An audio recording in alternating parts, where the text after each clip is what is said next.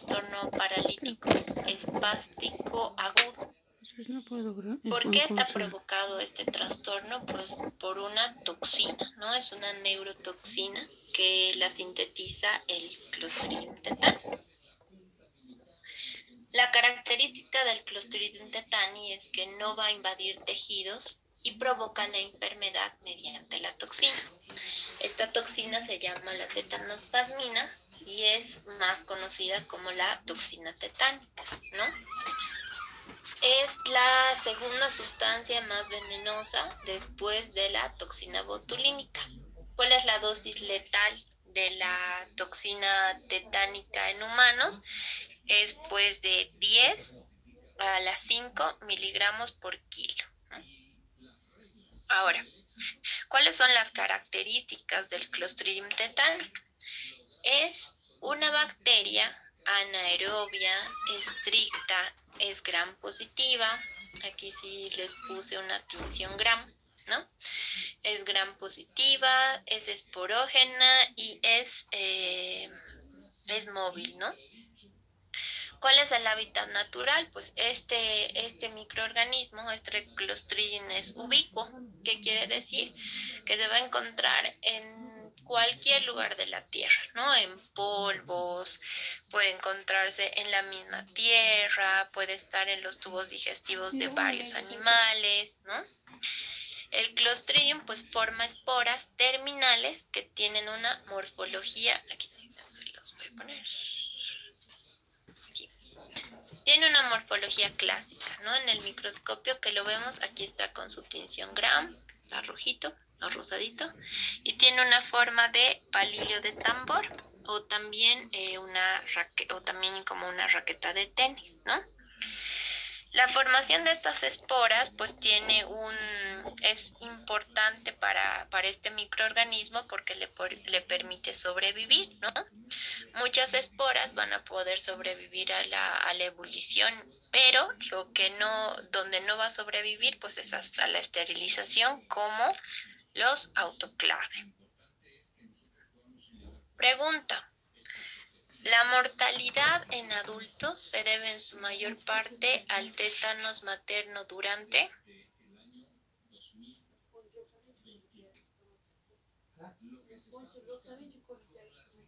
Sus respuestas de...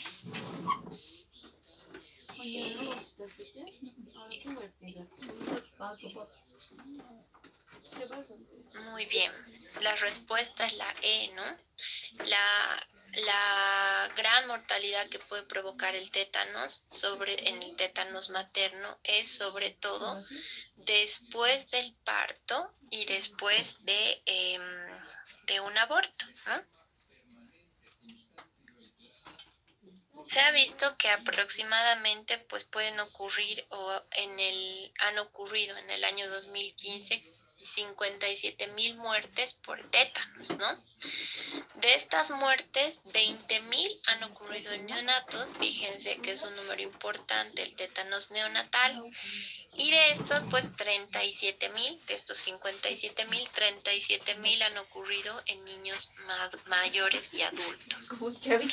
El tétanos, pues todavía hay un gran número de casos, se ubican sobre el tétanos neonatal, sobre todo en el sur de Asia y en África subsahariana.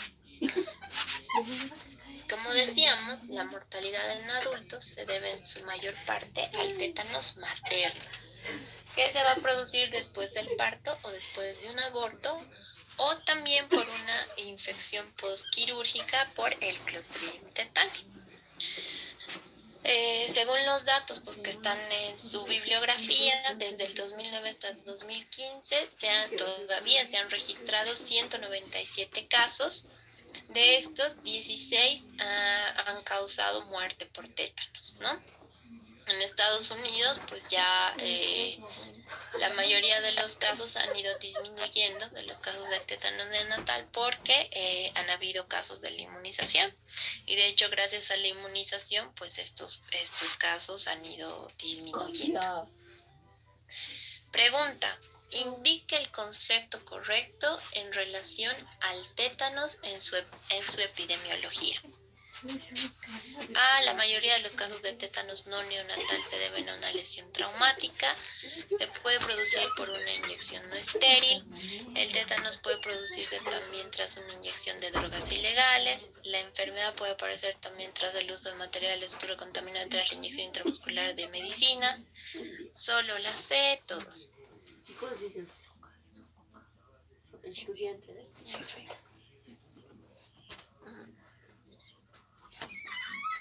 Todas, ¿no? Todas son correctas.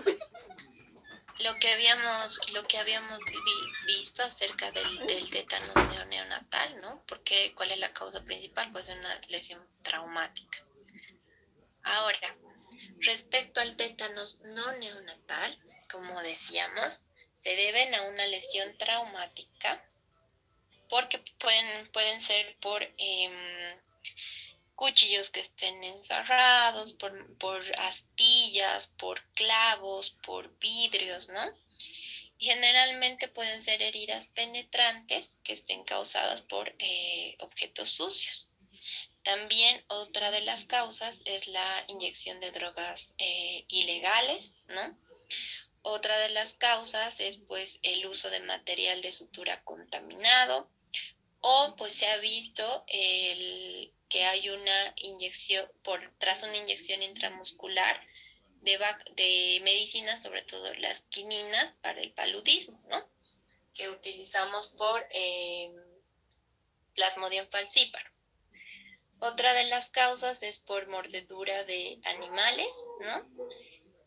Otra de las causas pueden ser la presencia de abscesos que incluyen los abscesos dentales, perforaciones de orejas u otras partes del cuerpo, ¿no? Los piercings, que hayan úlceras cutáneas, quemaduras, fracturas, el paciente tenga gangrena, cirugías intestinales, ¿no? En algunos casos también por picaduras de insectos. Entonces fíjense que de base sí tiene que haber una lesión traumática para que pueda producirse esta enfermedad, que ahorita vamos a ver cómo se produce. ¿Qué pasa con la patogenia de esta enfermedad? Pues el tétanos se va a desarrollar cuando las esporas que son introducidas a través de una lesión traumática van a germinar y se van a multiplicar. Una vez que se multiplican, producen esta toxina tetánica. Esta toxina se produce solo por una célula vegetativa, no por sí por la espora, ¿no? Y esta toxina es liberada tras la fase de replicación, ¿no? Que esto ocurre en condiciones anaerobias. Hemos dicho la característica de esta bacteria, ¿no? En la herida infectada, pues hay una gran potencial de óxido, o sea, es la herida infectada tiene un bajo potencial de oxidorreducción. Y esto hace, o sea, proporciona un ambiente ideal para la transición de la espora al estado de crecimiento vegetativo. Cuando estas bacterias vegetativas mueren, se produce una lisis, y es ahí cuando se libera la tetanospasmina, ¿no? ¿Qué pasa entonces? Una vez que se libera la toxina tetánica, el punto blanco de esta toxina va a ser la unión neuromuscular. Una vez que ingresa a la unión neuromuscular, pues va a penetrar a un nervio motor. ¿Y cuál es el mecanismo por el cual ingresa al nervio motor? Pues es una endocitosis. Por endocitosis ingresa al nervio motor, va a pasar al citoplasma de la motoneurona, de una motoneurona alfa, y va a haber, ahí es donde se va a ocasionar, va a producir el daño. Se ha visto que a nivel del nervio ciático, ¿no? La toxina tetánica tiene una velocidad de transporte de 3.4 milímetros por hora, ¿no? O sea, es súper rápido. ¿Qué pasa luego? la toxina va a abandonar esta motoneurona y va a penetrar a otras interneuronas medulares. Ahí va a impedir la liberación de los neurotransmisores, entre ellos el neurotransmisor GABA. Bloquea la inhibición normal de los músculos antagonistas, que van a depender de los movimientos voluntarios, y va a haber, y como resultado, pues tenemos que hay una contracción máxima, ¿no? Entonces, vamos a ver que los pacientes van a tener contracturas musculares y ahorita vamos a ver las características y a qué nivel. Pregunta, respecto a la sinaptobrevina, ¿cuál es el concepto correcto? Es una endoproteasa que contiene zinc y cuyo sustrato es la sinaptobrevina, una proteína que forma parte del complejo de acoplamiento que permite que la vesícula sináptica se fusione, se une a los dicialogangliósidos GD2, GD1 en la membrana neuronal. A ver.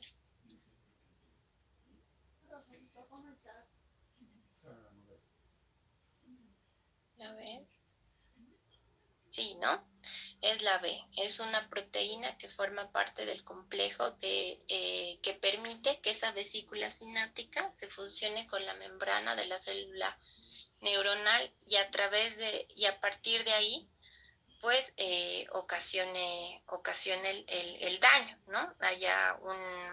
Hay el bloqueo de los neurotransmisores, del GABA y de la glicina. Habíamos visto pues que esta toxina es una proteína simple, ¿no? Está formada por una cadena pesada y una cadena ligera. ¿Qué vamos a tener? La cadena ligera, que va a pesar 50 cada y la cadena pesada pesa 100 cada, ¿no? Esta es una endoproteasa, pues, que tiene zinc y el sustrato es la sinaptobrevina. Es una proteína que va a formar parte, como decíamos, del complejo de acoplamiento que permite que la vesícula sináptica se fusione. La escisión de esta sinaptobrevina es el objetivo final de la toxina del tétanos, lo que quiere decir que va a inhibir la exocitosis de los neurotransmisores y lo que decíamos que va a bloquear el GABA y la glicina. Pregunta, ¿cuáles son los primeros síntomas en aparecer en relación al tétanos generalizado? Cefalea, inquietud e irritabilidad, disfagia y espasmo muscular cervical, trismo, rigidez, dificultad para masticar, todos.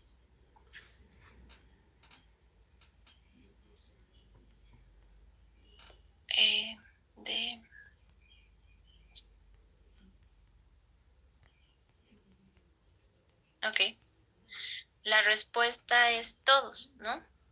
A pesar de que el trismo, o sea, es el primer síntoma que se puede presentar casi en el 50% de los casos del tétanos, los síntomas iniciales que están descritos pues son la cefalea, la inquietud, la irritabilidad, que luego presentan rigidez, dificultad para masticar, la disfagia, el espasmo muscular cervical. Entonces, los síntomas iniciales son los que estamos nombrando. ¿Cuáles son las manifestaciones clínicas que vamos a tener? Pues debemos saber que Clostridium tetani tiene un periodo de incubación de 2 a 14 días. Como decíamos, el trismo, que es un espasmo de los músculos maceteros o es una mandíbula encajada, es el primer síntoma. La mitad de los pacientes con tétanos pues puede tener este como síntoma inicial. Sin embargo, los síntomas iniciales que se presentan pues son la cefalea, la inquietud, la irritabilidad, la dificultad para masticar, la disfagia y el espasmo muscular cervical. Ahora, Han escuchado acerca de la risa sardónica, ¿no? O la sonrisa sardónica.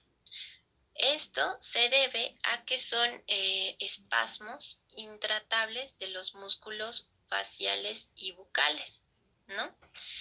Cuando cuando hay parálisis de estos músculos, pues puede extenderse a los músculos del abdomen, la región lumbar, la cadera, el muslo, y el paciente puede optar una posición arqueada, ¿no? Hay una hiperextensión corporal extrema, ¿no? Los opistótonos, y el paciente puede estar con la cabeza y los talones doblados hacia atrás y el cuerpo arqueado hacia delante. ¿Qué otros síntomas podemos tener con los pacientes que tienen tétanos, ¿no? Podemos tener los efectos neurovegetativos, ¿no? El paciente puede estar taquicárdico, pueden haber alteraciones del ritmo cardíaco, pueden haber hipertensión, diaforesis, una vasoconstricción cutánea. La parálisis tetánica pues puede acentuarse o se acentúa más durante la primera semana. Se estabiliza en la segunda y va a mejorar o hay una mejora gradual de los síntomas en las siguientes 4 semanas. ¿Qué características tenemos con el tétanos neonatal? Pues en el tétanos neonatal pues es un tétanos generalizado, ¿no? Del lactante, que se va a manifestar entre los 3 a 12 días del nacimiento. Se presenta de forma progresiva y en el niño vamos a ver la dificultad para succionar, deglutir, ¿no?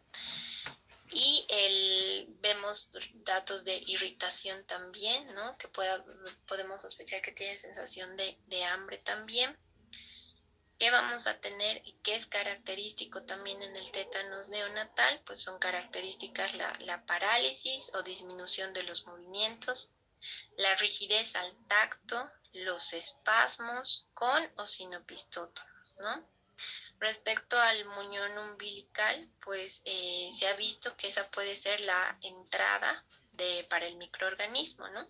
Tenemos que ver en el examen físico de este neonato, pues si hay restos de suciedad, si hay restos de sangre coagulada o si hay restos incluso de excrementos, ¿no? Que esto nos puede orientar también. ¿Qué pasa con el tétanos localizado? Pues en el tétanos localizado vamos a tener espasmos dolorosos de los músculos vecinos a la zona herida y puede preceder a un tétanos generalizado.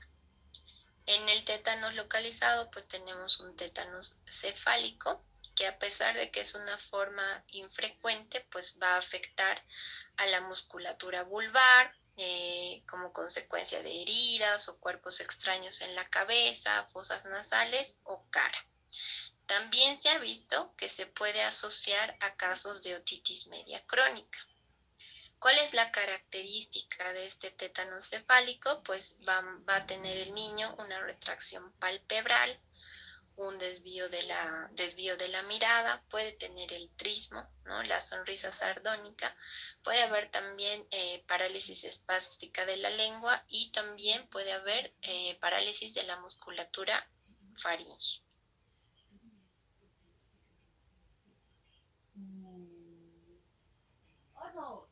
¿Cómo hacemos el diagnóstico? Pues lo que nos va a orientar mucho al diagnóstico de tétanos es el cuadro clínico, ¿no? Es uno de los cuadros clínicos más exquisitos, ¿no? Que nosotros podemos ver.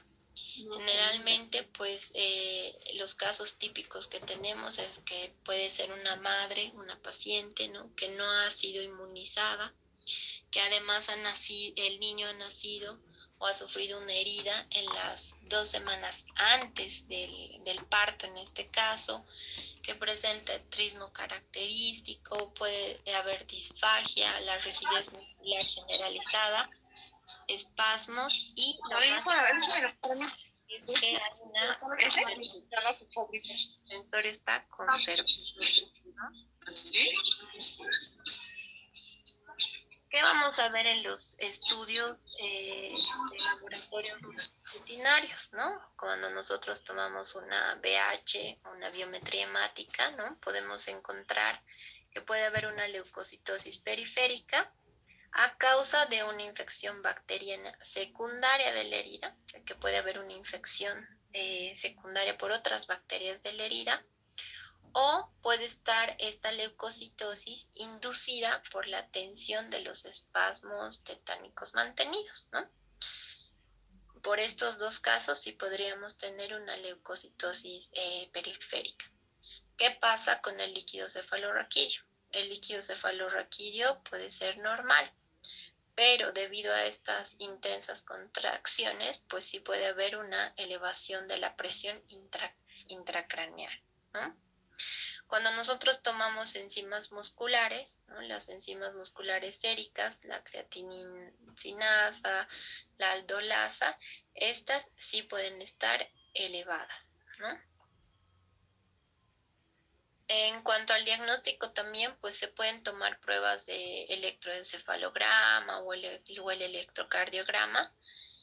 Sin embargo, pues no podemos, pueden estar normales, ¿no? Otra cosa que se puede hacer para el estudio de estos pacientes es una electromiografía, pero muy pocas veces puede mostrar descargas, ¿no? de las unidades motoras o que haya ausencia de los intervalos de silencio, ¿no? Pregunta, ¿el Clostridium tetani solo se aísla en cultivo en aproximadamente el 30, 50, 20, 15? A ver.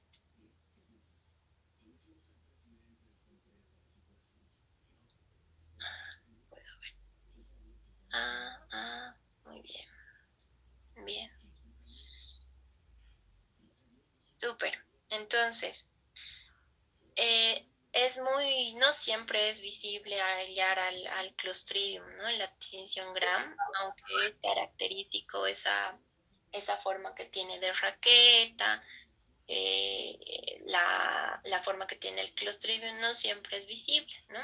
No muchas veces lo vamos a hallar, sobre todo en los materiales de la herida. En los cultivos, pues lo vamos a aislar en aproximadamente el 30% de los casos, ¿no?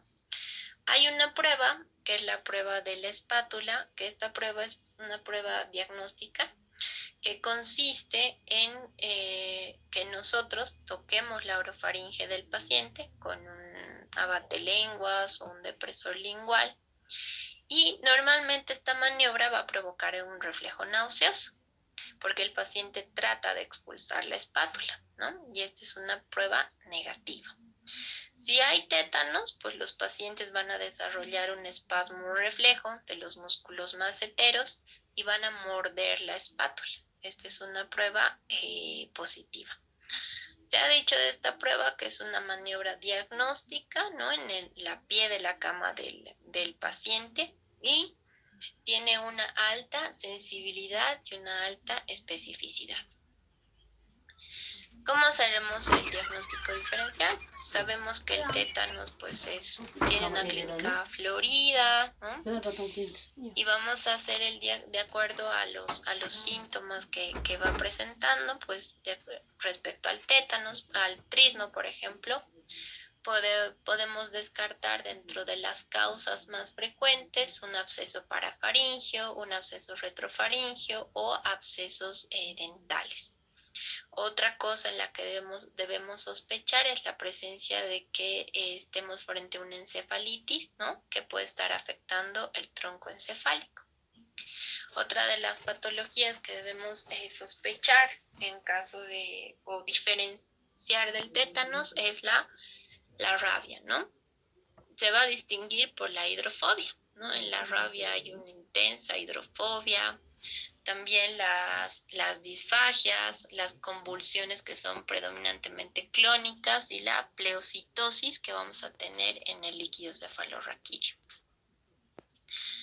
Después tenemos la intoxicación por estricnina, que puede provocar espasmos musculares, tónicos y contracciones, ¿no? Muy raras veces va a producir el trismo y generalmente puede observarse una relajación entre los espasmos, lo que no ocurre con el tétanos. Dentro de las alteraciones hidroelectrolíticas, pues tenemos la hipocalcemia, que puede producir tetania, y esta se caracteriza por espasmos laringios y carpopedales, pero otra característica acá es que no tienen trismo, ¿no? Y ahí la podemos diferenciar igual del tétanos. Algunas veces pues pueden haber crisis epilépticas, ¿no? Pueden haber síndromes de abstinencia por narcóticos u otras drogas que nos pueden hacer pensar en tétanos. ¿Cómo hacemos el tratamiento? Para tratar el tétanos, pues lo primero que debemos hacer es erradicar a Clostridium tetani. Corregir las condiciones de la herida que puedan favorecer esa condición o esa replicación anaerobia, ¿no? Neutralizar toda la toxina tetánica accesible, debemos controlar las convulsiones que el paciente presenta, la respiración, debemos prescribir medidas paliativas y también prevenir las recidivas, ¿no? ¿Qué es lo que se hace? Pues primero se realiza la resección y el desvidramiento quirúrgico de la herida. ¿Para qué? Para que podamos eliminar cuerpos extraños, se puede eliminar, se pueda retirar todo el tejido desvitalizado, ¿no? Acuérdense que estos cuerpos extraños o este tejido desvitalizado brinda esas condiciones anaerobias para que el Clostridium pues tenga todas las condiciones de replicarse, ¿no? Y tenga una replicación vegetativa. Antes de nosotros realizar la limpieza quirúrgica, el desbridamiento quirúrgico, siempre debemos administrar la inmunoglobulina antitetánica humana, ¿no? Igual es importante el uso de antibióticos, ¿no? En los neonatos, pues antes se recomendaba la resección del muñón umbilical. Hoy en día esto ya no se recomienda. ¿Cuál es la dosis de la inmunoglobulina antitetánica que debemos usar? Pues esta se administra de forma intramuscular. Le da una dosis de unidades para la toxina, pero se pueden utilizar dosis totales hasta 3.000 a 600.000 unidades. ¿Qué pasa? Como es nuestro medio que no disponemos de esta inmunoglobulina, pues podemos utilizar la inmunoglobulina intravenosa humana. En esta, pues contiene de 4 a 90 unidades por mililitro de la inmunoglobulina. Y hasta el momento, pues según las recomendaciones de su libro, pues no se conocen las dosis óptimas para la administración de una herida por que estemos sospechando que pueda ser tétanos, ¿no? ¿Cuál es el tratamiento antibiótico? Para el tratamiento antibiótico lo que utilizamos es el metronidazol, que de acuerdo a las condiciones del paciente podemos utilizar el metronidazol por vía oral o el metronidazol de forma intravenosa. La dosis que se utiliza en niños es de 30 miligramos por kilogramo día, que podemos administrarlo cada 6 horas con una dosis máxima de 4 gramos por día, ¿no? ¿Qué hace el metronidazol? La función del metronidazol es que va a disminuir estas formas vegetativas del Clostridium tetani y sí se considera el antibiótico de elección en estos casos. Otra de las opciones es pues la penicilina G, que pueden administrar 100.000 unidades por kilogramo día cada 4 a 6 horas, con un máximo diario de 12 millones de unidades internacionales. Esta es una alternativa del tratamiento. ¿Cuánto tiempo debemos tratar o cuánto tiempo debemos utilizar el esquema antimicrobiano? Es entre 7 a 10 días. ¿Qué más debemos utilizar para el tratamiento? Pues están los relajantes musculares. En este caso tenemos el diazepam, ¿no? Se puede dar una dosis inicial de 0.1 a 0.2 miligramos por kilogramo. Cada 3 a 6 horas podemos utilizarlo en un inicio por vía intravenosa.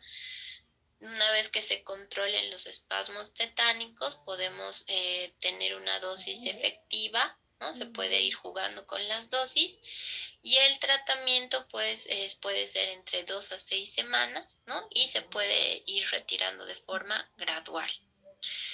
Otro de los tratamientos que se utiliza pues es el sulfato de magnesio.